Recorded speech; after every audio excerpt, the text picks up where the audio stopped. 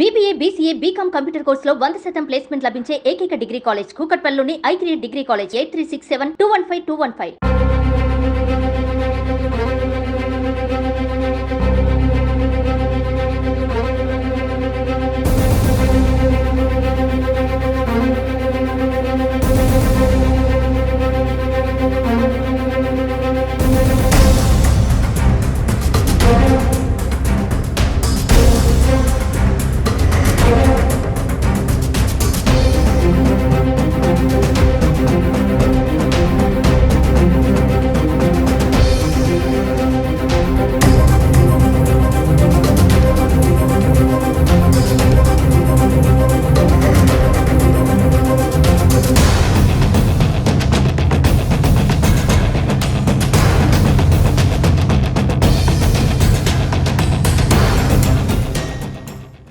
కరీంనగర్లో దారుణ హత్య కలకలం రేపుతుందని చెప్పవచ్చు. కరీంనగర్లోని లక్ష్మీనగర్లో నివాసం ఉంటున్నటువంటి రాము గౌడ్ అనే వ్యక్తి అతి దారుణంగా హత్య గావింపబడ్డాడు. వివరాలకు వెళ్తే సంగారెడ్డి జిల్లాకు చెందినటువంటి రాము గౌడ్ అనే వ్యక్తి కొన్ని సంవత్సరాల కింద తమ కుటుంబంతో కలిసి కరీంనగర్కు రావడం జరిగింది. అయితే తమ భార్య లతశ్రీతో కలిసి కరీంనగర్లో కర్రీ పాయింట్ పెట్టి తను నిర్వహిస్తుండేవాడు రాము గౌడ్. సో అలా పిల్లలతో కలిసి చాలా సంతోషంగా జీవించారు. అయితే ఈ నెల హత్యకు గాయపడ్డాడు రాము గౌడ్ సతీమణి లతశ్రీ ఈ నెల 5వ తారీఖు నాడు సంగారెడ్డికి వెళ్ళడం జరిగింది. 10వ తారీఖు తిరిగి వచ్చింది. తిరిగి వచ్చిన తర్వాత కరీంనగర్లో లక్ష్మీనగర్లో ఇంట్లో రాము గౌడ్ లేకపోవడంతో అనుమానం వచ్చినటువంటి భార్య 1 టౌన్లో కంప్లైంట్ చేయడం జరిగింది. కంప్లైంట్ తీసుకున్నటువంటి పోలీసులు CCTV ఫుటేజ్ ఆధారంగా దర్యాప్తు ప్రారంభించారు. అయితే కరీంనగర్లోని కోతిరాంపూర్ పోచమ్మ వీధిలోని ఓ ఇంట్లో తన డెడ్ బాడీ దొరికింది. అయితే ఒక్కసారిగా అందరు కూడా షాక్ తిన్నారు. లక్ష్మీనగర్లో నివాసం ఉంటున్నటువంటి రాము గౌడ్ కోతిరాంపూర్లోని పోచమ్మ వీధిలో ఎలా హత్య గావింపబడ్డాడు. అయితే నిన్న డెడ్ బాడీ దొరికింది, కానీ 2 రోజుల క్రితమే అతను హత్య గావింపబడ్డాడుగా మనకు తెలుస్తుంది. ప్రస్తుతం కుటుంబ సభ్యుల రోదనతో విన్నట్టని చెప్పుకోవచ్చు. తమ కుటుంబ సభ్యులు అందరూ కూడా ఇక్కడ వచ్చి ఏడుస్తున్న సంగతి నెలకొంది. భార్య అదేవిధంగా పిల్లలు, చిన్న పిల్లలు కూడా ఏడుస్తున్నారు. మాకు న్యాయం కావాలన్నట్టు కూడా వాళ్ళు ఏడుస్తున్న సంగతి నెలకొంది. లతశ్రీతో కూడా మనం మాట్లాడించే ప్రయత్నం చేద్దాం.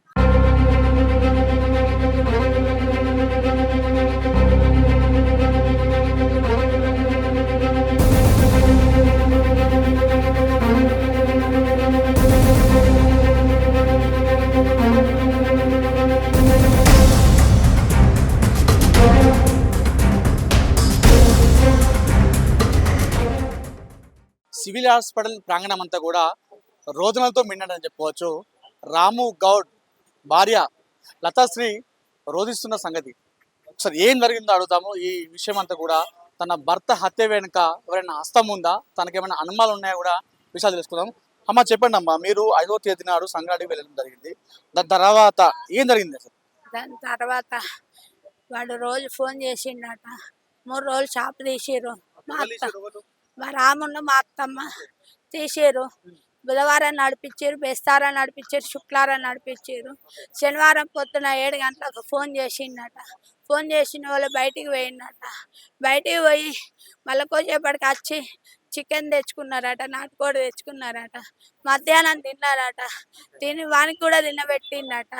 తినబెట్టి మధ్యాహ్నం సాయంత్రం 8కి మా అత్తమ్మ నీళ్ళు కాగబెట్టి పెట్టిన వాళ్ళని స్నానం చేసి టీషర్ట్ షార్ట్ వేసుకొని అలా డబ్బులు ఎన్ని ఉన్నాయో అవి పట్టుకొని ATM పట్టుకొని వేయిందట. వీళ్ళు వెలిసినా ఆగలేదట. వాడు ఫోన్ చేసుడుతోనే ఉరికిందట. ఆ రాత్రి మాకేం జరిగిందో మాకేం తెలియదు. శనివారం నాడు మధ్యాహ్నం నాకు 10 గంటలకు ఫోన్ చేసి ఎప్పుడు వస్తున్నావు అని అన్నాడు. 12-1 వరకు నువ్వు కరీంనగర్లో ఉండాలి సండే నాడు అన్నాడు. అంటే నేనుండికి సండే నాడు ఏమత్తా, నేను సోమవారం పొద్దున వస్తా అంటే సరే ఉండాలన్నాడు. నాతో అది ఒక్కటి విషయం మాట్లాడిండు. అంతకు మించి నాకు ఏం తెలియదు. నేను నిన్న మధ్యాహ్నం వచ్చిన. నా కొడుకు మొన్న సండే నాడు ఫోన్ చేసిండు. సాయంత్రం ఫోన్ చేస్తే డాడీ ఏం చేస్తుండ అంటే డాడీ ఉన్నాడా అని చెప్పిండు నా కొడుకు. నేను నిన్న మధ్యాహ్నం వచ్చేసరికి మా బావ వాళ్ళందరూ ఇంటి ముందట ఉన్నారు. నేను ఆటో దిగేసరికి వీళ్ళందరూ ఉన్నారు. ఏమైందంటే నా కొడుకును మా అత్తమ్మ రామ్ లేడని మా అత్తమ్మ చెప్పింది. నా కొడుకు డాడీ లేడని నా కొడుకు చెప్పిండు. నేను వాళ్ళు చూసి వచ్చినాక వెంటనే నేను పోలీస్ స్టేషన్కి పోయినా, కంప్లైంట్ ఇచ్చిన వాళ్ళు ఆ రూమ్ కాడికి పోయారు. రూమ్ కాడికి పోయి చూసేసరికి వాడు చంపేసిపోయిండట. చంపి ఆ బంటి కూడా నా కొడుకు 3 రోజులకెళ్ళి మా డాడీ కనబడతలేడని వాడు ఒకడికి పోయి చూసేసరికి ఏంది బండి ఉన్నదట. ఇంకో ఆయన దగ్గర పోయి బాబాయ్ మరి డాడీ బండి గిడ కనబడుతుందంటే ఆయన నుండి తీసుకొని పోయి ఆ రూమ్ కాడికి పోయి చూసేసరికి వీళ్ళు రూమ్ చూసిరట. సపరేట్ బండి తీసుకున్నారు, సెల్లు తీసుకున్నారు, వచ్చి ఇంటికి వచ్చిరట. మన రూమ్ కాడికి పోయి చూస్తే ఇలా తాళం వేసి ఉన్నదట. మళ్ళీ పోయి చూసేసరికి పోలీసులను పట్టుకొని పోయి తాళం తీసేసరికి ఆయన చనిపోయి ఉన్నాడట. నాకే న్యాయం చేస్తారో, నా పిల్లలకే న్యాయం చేస్తారో, ఆ సంత ఆ మొగల్ని చంపి నన్ను లక్ష్మణ్ రాజు కూడా చంపి వాళ్ళు ఎంతమంది ఉన్నారు చంపిరు. ఆయన ఇంట్లోకి వెళ్ళి బయటికి వెళ్ళేటోడు కాదు, ఆయన ఒక సొమ్ము తినేటోడు కాదు. వాడు ఫోన్ చేసి రమ్మంటేనే పోతుండే ఊకే. సంతోష్ అనే వ్యక్తి మీ సార్కి ఫ్రెండ్ అవుతాడా? ఎట్లా పరిచయం? ఫ్రెండ్ అవుతారు, లక్ష్మణ్ రాజు ఫ్రెండ్ అవుతాడు, సంతోష్ అనేటోడు ఫ్రెండ్ అవుతాడు. ఊకే ఫోన్ చేసి రాము ఏం చేస్తున్నావురా, కర్రీ పాయింట్ తీసినామా అని అడుగుతాడు. నేనున్నప్పుడు ఊకే నేను చచ్చిపోతానా అంటే ఈ లక్ష్మణ్ రాజుకు ఊకే ఈయన ఫోన్ చేసి సంతోష్ అన్నట్టు ఆయనే రాముకు ఫోన్ చేసి నేను చచ్చిపోతానా అంటే ఈ రాము ఏం చేస్తాడు, లక్ష్మణ్ రాజు ఫోన్ చేసి మీ బాబాయ్ చచ్చిపోతానట అని చెప్తుండే ఏం జరిగిందో ఆ రోజు ఏం జరిగిందో నాకేం తెలియదు. వాళ్ళు చంపి ఏం చేసిరో నాకు తెలియదు. ఇష్యూ జరగక ముందు మీ ఆయన మీకు ఏమైనా ఫోన్ చేయడం జరిగిందా? ఇట్లా ఉందని చెప్పేసి ఏమైనా చెప్పడం జరిగిందా? ఏం చెప్పలే నాకు, ఇది ఒక్క ఎప్పుడైనా నాకేం చెప్పలే. ఆయన మంచిగానే ఉన్నాడు. శుక్రవారం రాక షాపు తీసిండు, కర్రీ పాయింట్ తీసిండు. శనివారం పొద్దున నాకు ఫోన్ చేసి ఇది ఒక్క విషయం మాట్లాడిండు. ఇక అంతకు మించి నాతో ఏం మాట్లాడలే. నా కొడుకు కూడా ఏం చెప్పలేదట. నా కొడుకు ఉన్నాడు, మా అత్తమ్మ ఉన్నది, వాళ్ళకు కూడా ఏం చెప్పలేదట. ఆమె కూడా ఎటు పోతానవరా అంటే గిరాక పోయేస్తా అని అన్నాడట.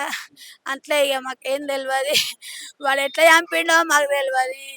ఆయన దగ్గర పైసలు ఉన్నాయి, ఏటీఎం ఉన్నాయి. అవి ఎన్ని వేలు ఉన్నాయో నాయనో. ఇది మొత్తానికి కూడా ఒక ప్లాన్ ప్రకారమే చేసినట్టుగా వాళ్ళు చెప్తున్నారు.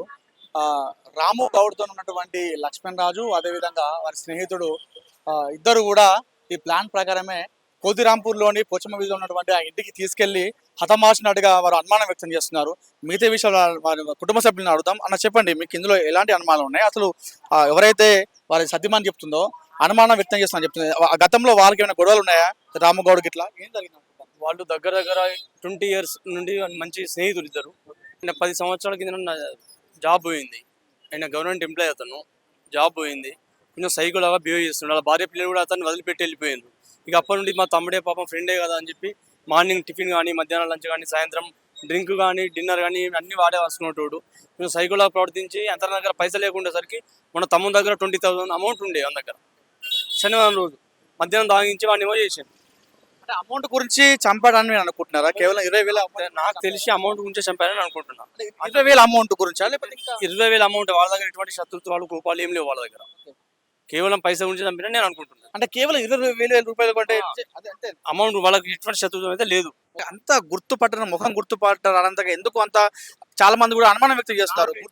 నా అనుమానం ఏంటంటే అంటే మొత్తం తాగి పడుకోబెట్టి చంపిన అనిపిస్తుంది నాకైతే.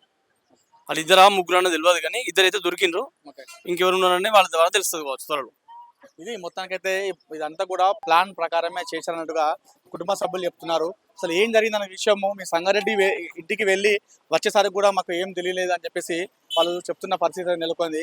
ప్రస్తుతం 1 Town సిఐ కోటేశ్వర్, అంటే ఈ కేసును టేకాఫ్ చేసినటువంటి 1 Town సిఐ కోటేశ్వర్ కూడా సివిల్ హాస్పిటల్ రావడం జరిగింది. ప్రస్తుతం పోస్ట్ మార్టం జరుగుతుంది. దీని విషయాలపైన కూడా వచ్చి కుటుంబ సభ్యులతో ఆరా తీస్తున్నటువంటి పరిస్థితి కూడా మనం చూస్తున్నాము. అయితే ఏం జరిగిందనే విషయాన్ని కూడా ఎప్పుడైతే కుటుంబ సభ్యులు కంప్లైంట్ ఇచ్చారో, కుటుంబ సభ్యులు కంప్లైంట్ ఇచ్చిన తర్వాత చాలా తక్కువ సమయంలోనే కోటేశ్వర్ దీన్ని కేసును చేయించడం జరిగింది. అంటే మృతుని ఎక్కడైతే హత్య గావింపబడ్డాడో ఆ ప్రదేశాన్ని కూడా గుర్తించడం జరిగింది. ప్రస్తుతం వారి కుటుంబ సభ్యులతో కలిసి వన్ టౌన్ సిఐ కోటేశ్వర్ అదేవిధంగా ఎస్ఐ రాజన్న కలిసి ఇక్కడ కుటుంబ సభ్యులతో కలిసి విచారిస్తున్నారు. అదేవిధంగా ఆరా తీస్తున్న కూడా పరిస్థితి కూడా మనం చూస్తున్నాం. అయితే ఈ విషయంలో కూడా కుటుంబ సభ్యులు అయితే ముందు నుండి కూడా చాలా అనుమానం వ్యక్తం చేస్తున్నారు. అసలు ఏం జరిగింది అనే విషయం కూడా మాకు తెలియట్లేదు. వారందరూ కూడా ప్రాణ స్నేహితులే, ఎప్పుడు కూడా కలిసి ఉండేవారు.